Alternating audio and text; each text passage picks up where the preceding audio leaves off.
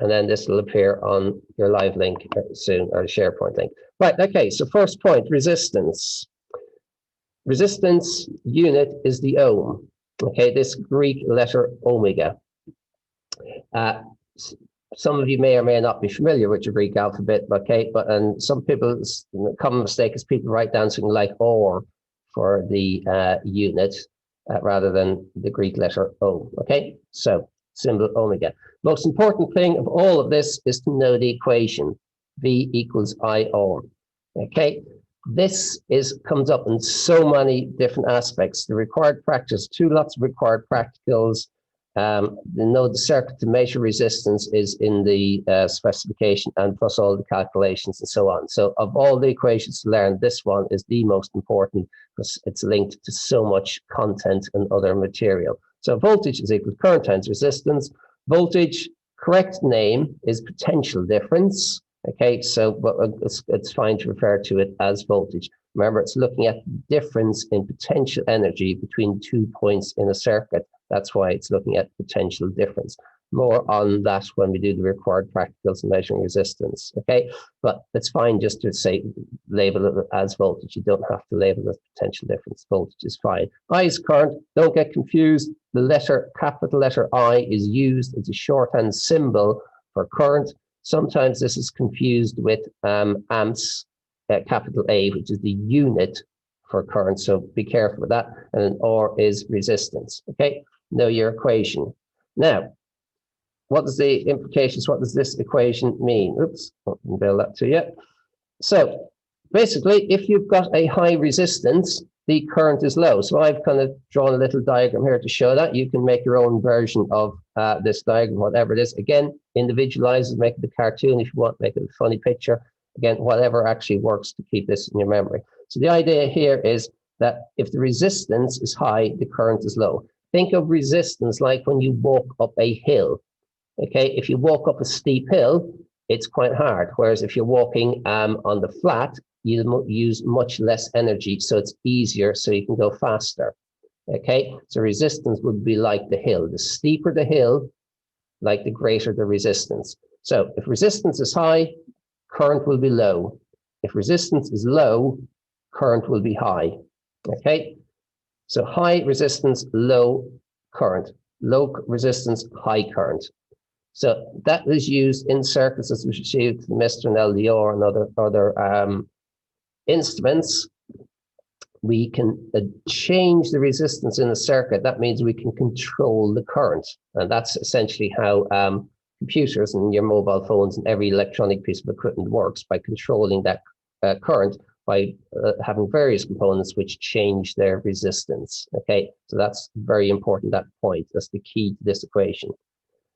Right, so there are certain components that you need to know and know how they respond.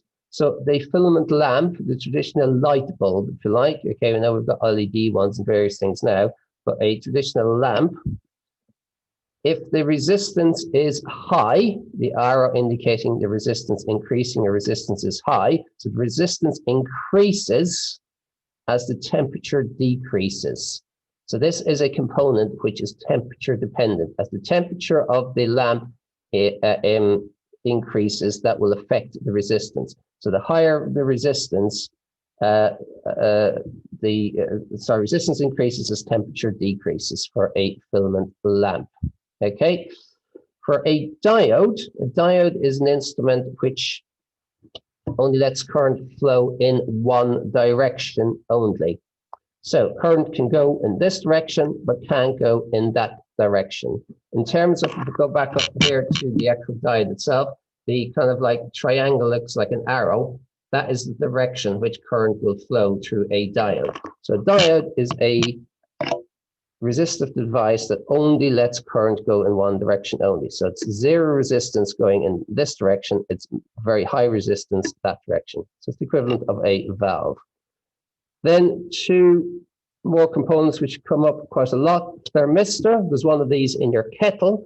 The resistance decreases as the temperature increases. Okay, so in other words, what's happening here is when your kettle boils, when the water gets up to near 100 degrees Celsius, the resistance in the circuit is dropped so much that it then flicks a switch, allows a switch to flick, which turns off your kettle for you. So a thermistor, the resistance decreases as the temperature increases. And then the LDR, which is short for light dependent resistor. For a light dependent resistor, the resistance decreases as the light increases. So the brighter it gets, the lower the resistance goes. This is used to switch on security lights, to turn on and off street lights. So your street lights, when it gets dark at night, the amount of light decreases, so the resistance would increase, and then that would allow a circuit to be switched on, which switched on the light bulb. So you can automatically switch on light bulbs and light intensity changes.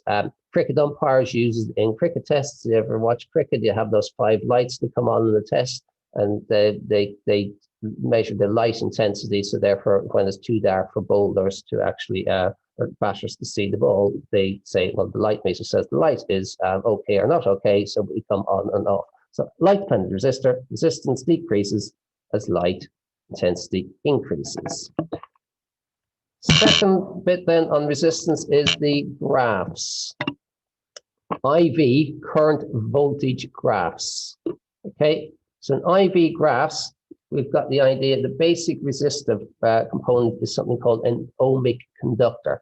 That is something which obeys Ohm's law. This is V equals IR is Ohm's law.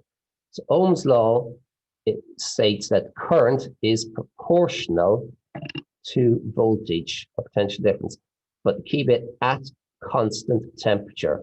So a filament lamp, diodes, thermistor, and LDR, these do not follow Ohm's law. These are non-ohmic conductors. They don't follow Ohm's law. This only works when the temperature is constant. Okay, so current is proportional to voltage.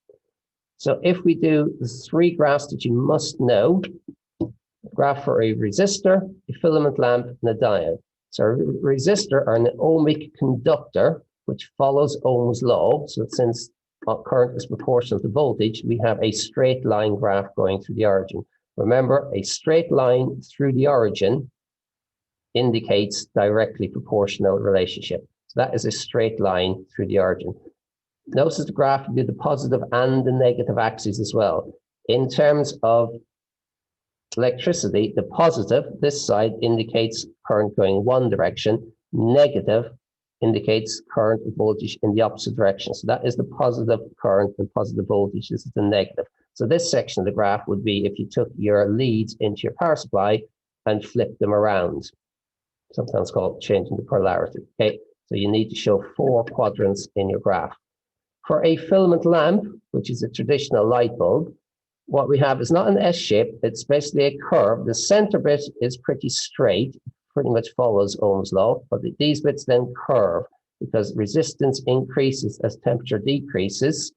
So in other words, what happens is as at a high temperature, when current is high, the temperature is high, that means electrons have more energy, so it's easier for them to move. If it's easier for them to move, they need less voltage to get a higher current. But be careful if you draw this one, that this does not go down like this.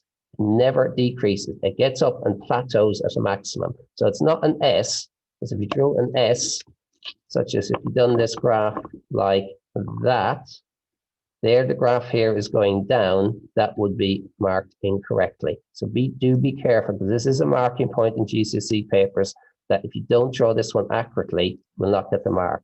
So flat, so plateaus off, curves, straight bit, curves and decreases until it flattens out again. Okay, and your diode then is in the negative direction. There is 0 current, and then in the positive side, there is rises rapidly. It doesn't matter what angle you do this, it can go straight up or for as long as it's quite steep. But do note that it is not at the origin, it goes a little bit past the origin before the current switches on. Okay, so that's all you need to know for resistance. So that is 2 lessons worth of material from your book in a relatively small space. Again, you can do it set out like this. You can do it in diagrams, or pictures, whatever actually works for you. So I'll stop recording at this